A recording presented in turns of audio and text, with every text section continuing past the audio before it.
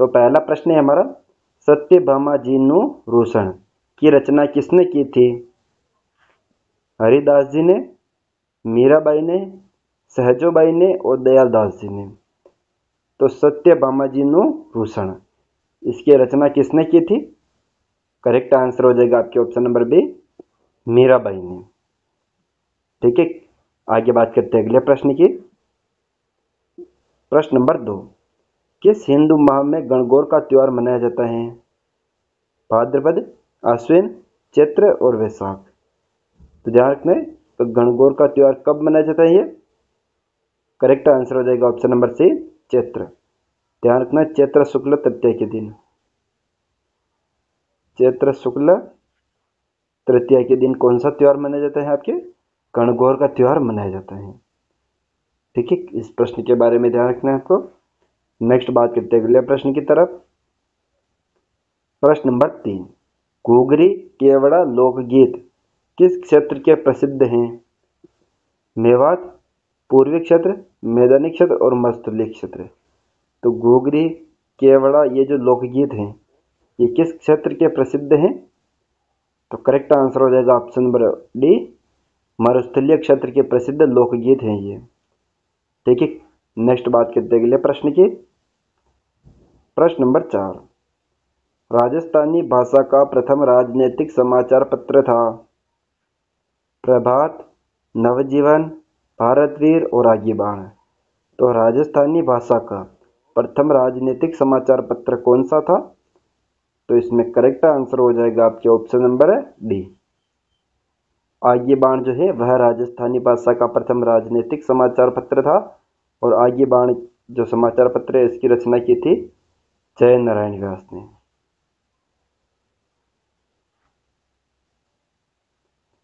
जय नारायण व्यास ने। ठीक है, आगे देखते हैं अगले प्रश्न की तरफ। प्रश्न नंबर 5, गोपीलाल यादव, ठाकुर देशराज, रेवती शरण उपाध्याय का संबंध किस प्रजामंडल आंदोलन से है? करौली प्रजामंडल, अलवर प्रजामंडल, भरतपुर प्रजामंडल और शाहपुरा प्रजामंडल। तो गोपीलाल यादव, ठाकुर देशराज और रेवती शरण उपाध्याय, इनका संबंध किस प्रजामंडल आंदोलन से है? करेक्ट आंसर हो जाएगा option number C, Bharatpur Prajamandal आंदोलन से इनका संबंध। ठीक है, आगे देखते हैं अगले प्रश्न की तरफ। प्रश्न नंबर 6, समाज सुधारक गोविंद गिरी का जन्म किस परिवार में हुआ था? भील परिवार, बंजारा परिवार में, पंडित परिवार में और किसान परिवार में। तो समाज सुधारक गोविंद गिरी, इन्होंने भगत आंदोलन चलाया था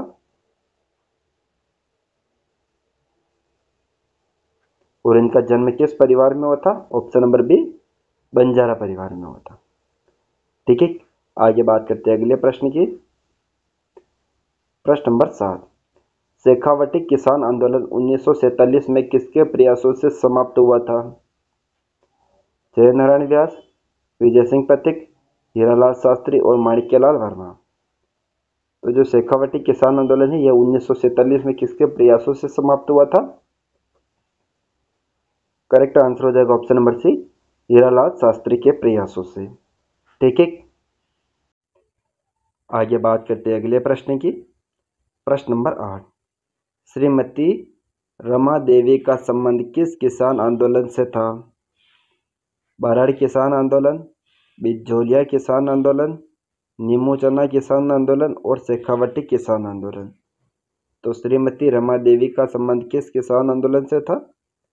करेक्ट आंसर हो जाएगा आपके ऑप्शन नंबर बी, बिजोलिया किसान आंदोलन से। ठीक है, अगले बात करते हैं अगले प्रश्न की। प्रश्न नंबर 9, किस मुगल सम्राट ने कोटा महाराव भीम सिंह को पुरस्कार स्वरूप शेरगढ़ का किला प्रदान किया था? बहादुर शाह ने, मोहम्मद शाह ने, फर्रुखसियार ने और आलमगीर ने। तो कौन सा आंसर होगा इसमें?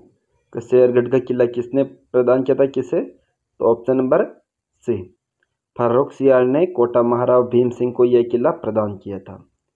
ठीक है, आगे बात करते हैं अगले प्रश्न की। प्रश्न नंबर 10, महाराणा प्रताप के किस सौतेले भाई को अकबर ने जहाजपुर की जागीर प्रदान की थी? राम सिंह को, भीम सिंह को, जगमाल सिंह को और पृथ्वीराज को। तो महाराणा प्रताप के किस सौतेले भाई को जहाजपुर की जागीर प्रदान की थी अकबर ने? करेक्ट आंसर हो जाएगा आपके option number C, Jagmal Singh को। अगला प्रश्न है हमारा प्रश्न नंबर 11। महाराणा कुंभा द्वारा रचित संगीत राज कितने भागों में विभक्त हैं? 3 भाग, 4 भाग, 5 भाग और 6 भाग। तो महाराणा कुंभा द्वारा रचित जो आपके संगीत राज है वह कितने भागों में विभक्त हैं? तो अपना करेक्ट आंसर हो जाएगा 5 भागों में यह विभक्त है। ठीक है, आगे बात करते हैं अगले प्रश्न की। प्रश्न नंबर 12। किस शासक ने विलय पत्र पर हस्ताक्षर करते हुए कहा था कि मैं अपने डेथ वारंट पर हस्ताक्षर कर रहा हूं? भीम सिंह ने, कर्ण सिंह ने, चंद्रवीर सिंह ने और उदयभान सिंह ने। तो किस शासक ने विलय पत्र पर हस्ताक्षर करते हुए कहा था कि मैं अपने डेथ वारंट पर हस्ताक्षर कर रहा था? तो यह हो जाएगा आपके option number C, Chandravir Singh ने। और चंद्रवीर सिंह शासक था बांसवाड़ा का। ठीक है, नेक्स्ट बात करते हैं अगले प्रश्न की। प्रश्न नंबर 13। निम्न में से किस जेल में प्रताप सिंह बारट की मृत्यु हुई थी? Hazaribagh jail, Siwana jail, Bareilly jail और टोटगढ़ जेल। तो करेक्ट आंसर कौन सा हो जाएगा? प्रताप सिंह बारट, इनकी मृत्यु कौन सी जेल में हुई थी? करेक्ट आंसर हो जाएगा option number C, Bareilly jail में। ठीक है, आगे बात करते हैं अगले प्रश्न की तरफ। तो अगला प्रश्न है हमारा प्रश्न नंबर 14। विजय स्तंभ का निर्माण कब करवाया था? 1448 में, 1435 में, 1440 में और 1437 में। तो विजय स्तंभ का निर्माण प्रारंभ हुआ था ऑप्शन नंबर सी, 1440 में। और 1448 में बनकर क्या हुआ था? पूर्ण हुआ था। 1437 में कौन सा युद्ध हुआ था? सारंगपुर का युद्ध हुआ था। सारंगपुर युद्ध में विजय के उपलक्ष्य में विजय स्तंभ का निर्माण करवाया था महाराणा कुंभा ने।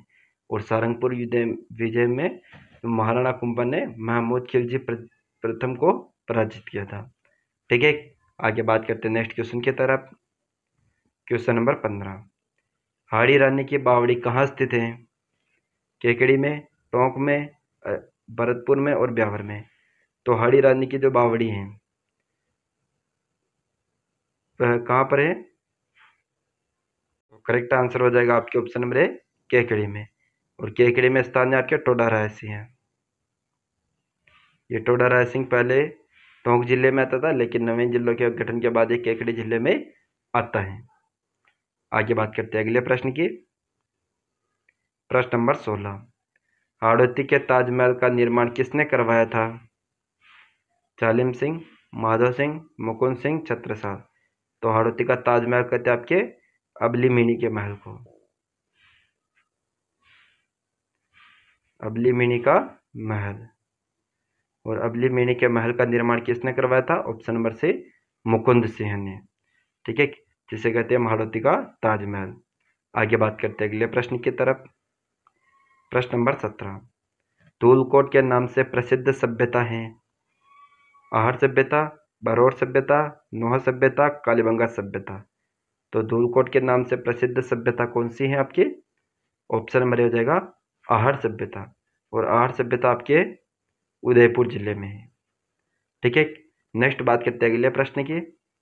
प्रश्न नंबर 18। गिरी सुमेल का युद्ध कब हुआ था? 1542 में, 1544 में, 1546 में और 1548 में। तो गिरी सुमेल का युद्ध हुआ था ऑप्शन नंबर बी, 1544 में। किन किन के बीच में हुआ था? तो एक तरफ तो था आपके मालदेव और दूसरी तरफ था आपके शेरशाह सूरी के बीच में। और शेरशाह सूरी की इस युद्ध में विजय हुई थी। ठीक है, next question, question number 19। Waterman के नाम से जाना जाता है? कैलाश सांखला, अशोक टांक, जानकीलाल भांड, राजेंद्र सिंह है। तो वाटरमैन के नाम से किसे जाना जाता है? करेक्ट आंसर हो जाएगा आपके option number D, Rajendra Singh को। और जानकीलाल भांड को कहते हैं मंकी मैन के नाम से, मंकी मैन। इसी प्रकार अशोक टांक को कहते हैं हम कैमल मैन। ठीक है, इसी प्रकार कैलाश सांखला को कहते हैं हम टाइगर मैन। चारों प्रश्न ध्यान रखने हैं। नेक्स्ट बात करते हैं अगले प्रश्न की तरफ। प्रश्न नंबर 20, राज्य की प्रथम महिला मंत्री हैं वसुंधरा राजे सिंधिया, प्रतिभा पाटिल, कमला बेनीवाल, पार्वती गहलोत। तो राजस्थान की प्रथम महिला मंत्री कौन है? करेक्ट आंसर हो जाएगा ऑप्शन नंबर सी, कमला बेनीवाल। प्रथम महिला डॉक्टर थी आपके पार्वती गहलोत, प्रथम महिला राज्यपाल थी प्रतिभा पाटिल, प्रथम महिला मुख्यमंत्री थी आपके वसुंधरा राजे सिंधिया। आगे बात करते हैं नेक्स्ट क्वेश्चन की तरफ। क्वेश्चन नंबर 21, राज्य की प्रथम कृषि आधारित झील है जयसमंद झील, पिछोला झील, राजसमंद झील, नक्की झील। तो राज्य की प्रथम कृषि आधारित झील कौन सी है? ऑप्शन नंबर ए हो जाएगा जयसमंद झील। और जयसमंद झील आपके नवीन जिलों के गठन के बाद सलूम्बर जिले में। ठीक है, आगे बात करते हैं अगले प्रश्न की तरफ। प्रश्न नंबर 22, कुंडा पंथ की स्थापना कब की थी? 1393 में, 1399 में, 1397 में और 1401 में। तो कुंडा पंथ की स्थापना की थी आपके मल्लीनाथ जी ने। और कब की थी? ऑप्शन नंबर बी, 1399 में कुंडा पंथ की स्थापना हुई थी। ठीक है, आगे बात करते हैं अगले प्रश्न की।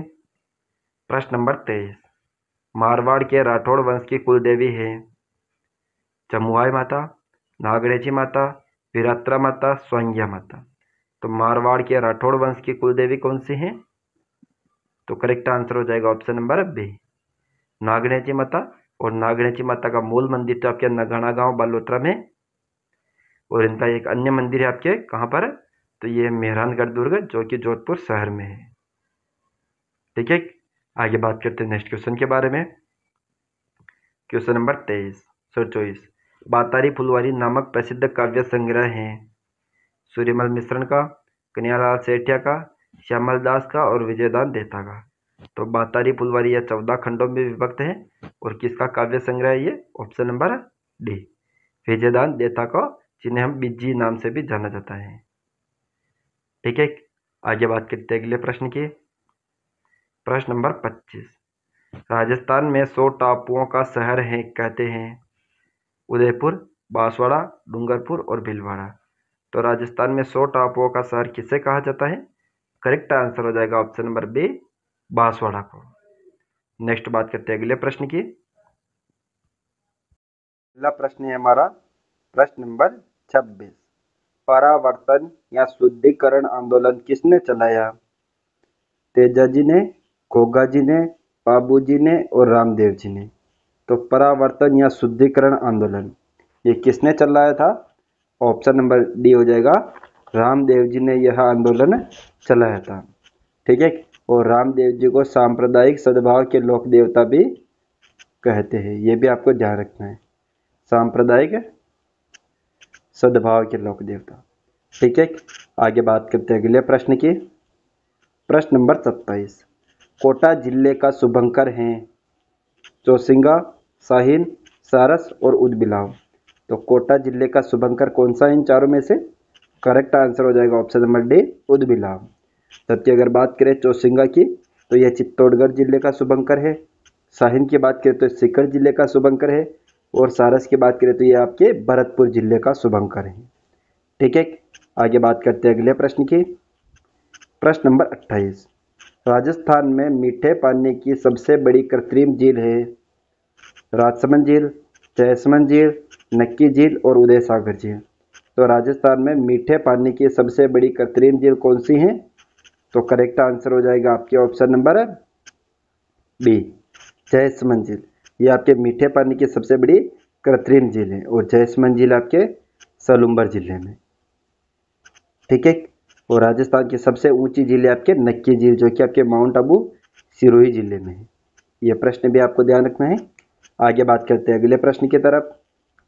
प्रश्न नंबर 29, भारत का मक्का कहा जाता है माउंट आबू, अजमेर, उदयपुर और भीलवाड़ा।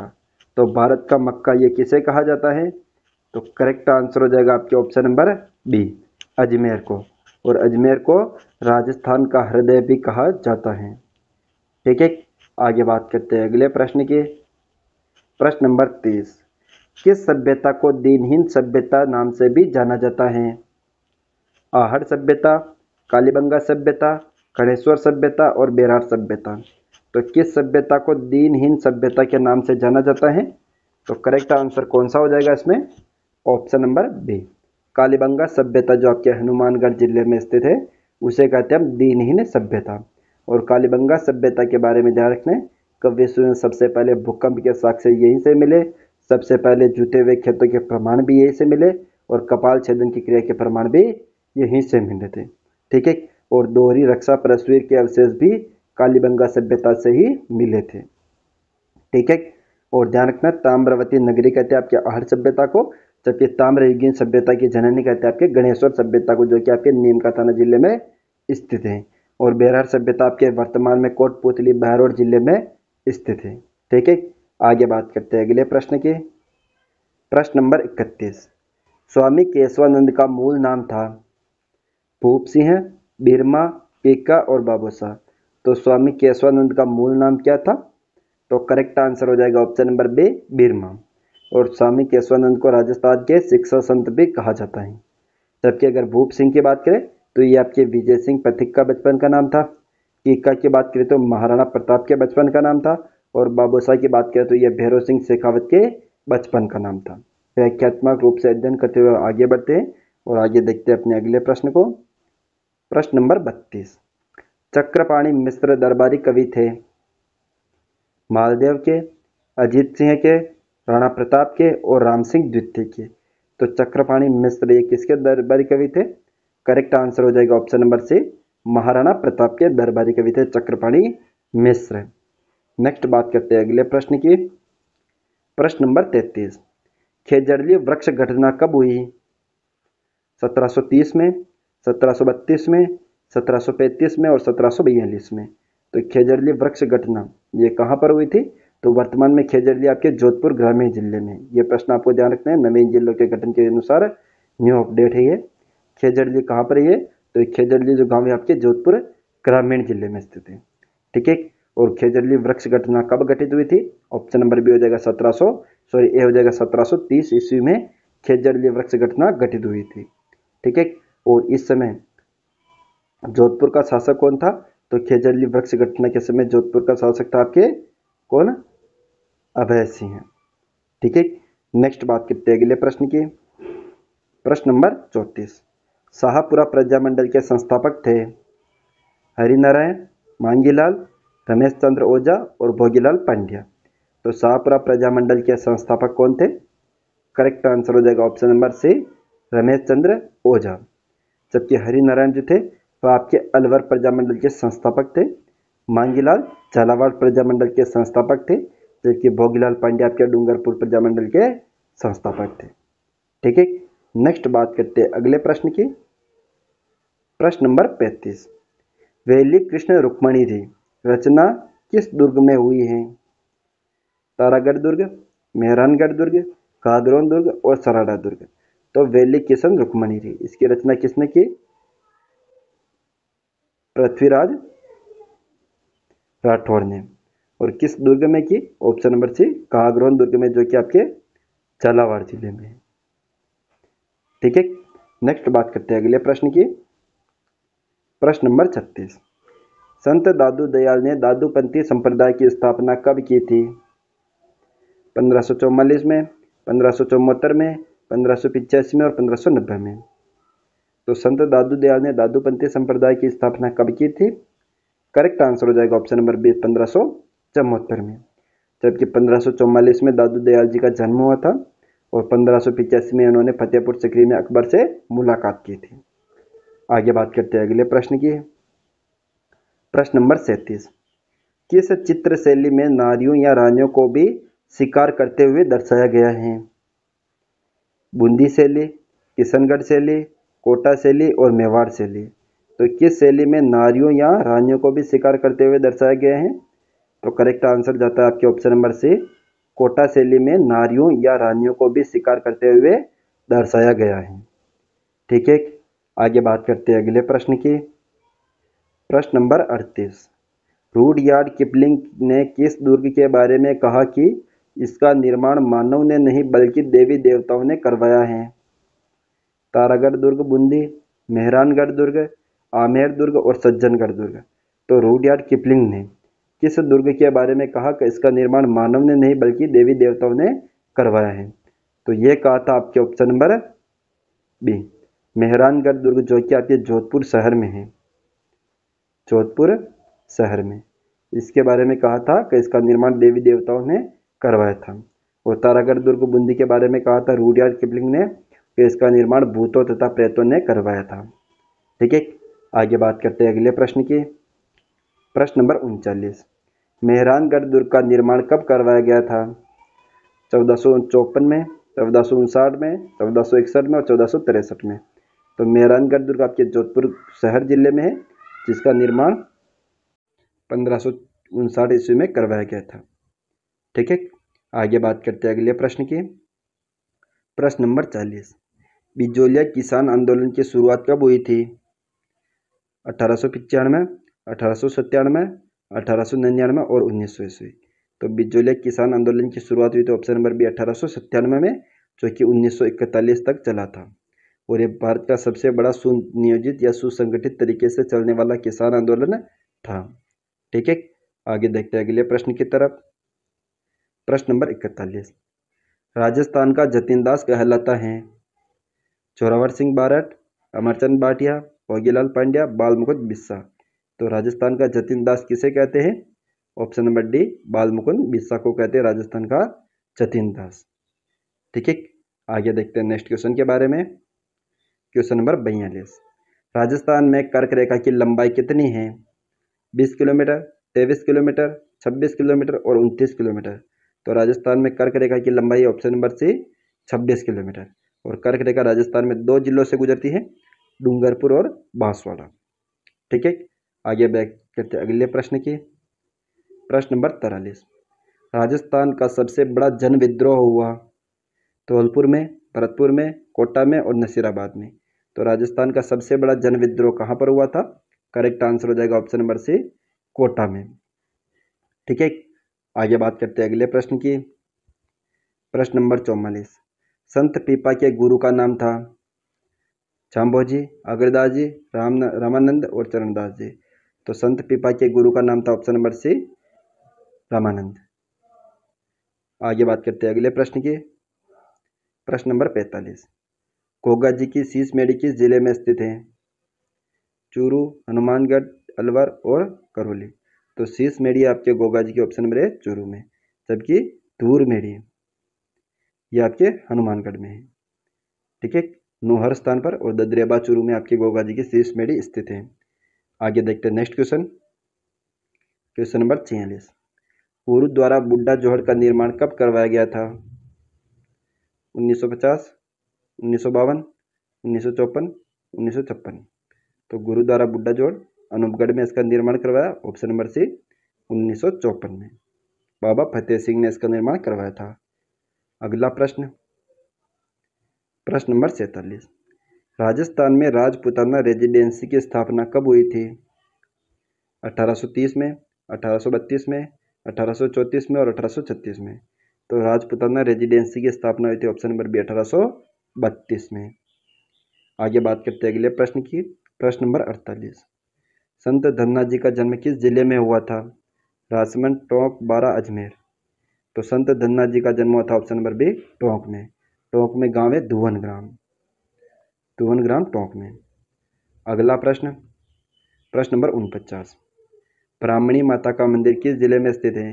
कोटा, बूंदी, बारा और झालावाड़। तो ब्राह्मणी माता का मंदिर है ऑप्शन नंबर सी बारा, और बारा में स्थान है सोरसेन। ठीक है, आगे बात करते हैं अगले प्रश्न की और आज के अंतिम प्रश्न की। प्रश्न नंबर 50, किस लोक देवता ने गायों की रक्षा तो जिंदराव खिच्ची से युद्ध किया? तल्लीनाथ जी, बाबूजी, मामादेव, गोगा जी। तो गायों की रक्षा तो जिंदराव खिच्ची से युद्ध किया था ऑप्शन नंबर बी बाबूजी ने। और गोगा जी ने युद्ध किया था महमूद